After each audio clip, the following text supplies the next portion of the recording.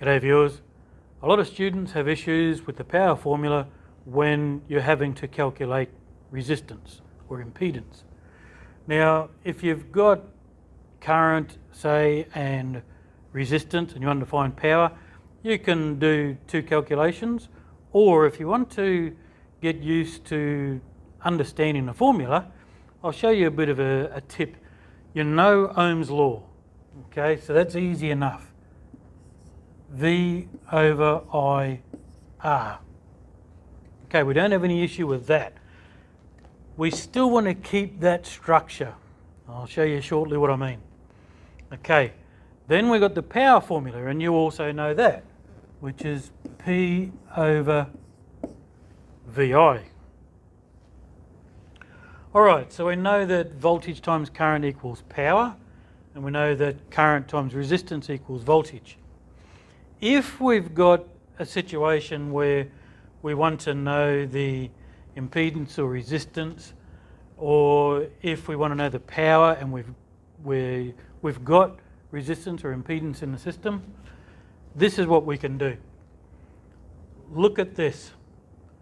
Let's say we want to find out power and we've got current and resistance. Now you could do current resistance gives you voltage, and voltage times current is going to give you power. You can do that, that's fine. But if you're just curious as to how the formula works with power and resistance, here's an idea. If you want power and you've got current and resistance, there's power, you're looking for power, and here you've got current and resistance. So you go to the formula that's got resistance, and you basically just copy that. P equals IR. Now, you know that's not complete.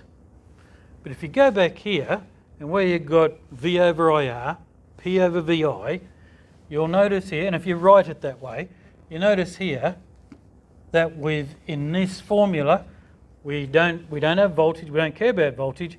We've got P, we've got an R, and we've got two currents. Okay, so we square the current. So power equals I squared R.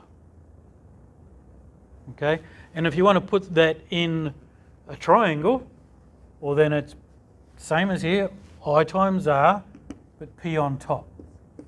P equals I squared R. What about voltage? Okay, let's say we've got voltage and resistance and you're wanting to know power. So power equals, and we go down to the formula that's got resistance in it, and we go voltage divided by resistance. Easy. V over R. But, as before, we look at our formulas where we're including power and resistance, and if we've got voltage in this equation, then we're looking at we've got two voltages. So, power equals V squared over R. Okay, and if you want to put that in your own triangle, then the V squared is on top, just like here, and so the P and the R are underneath. So V squared divided by,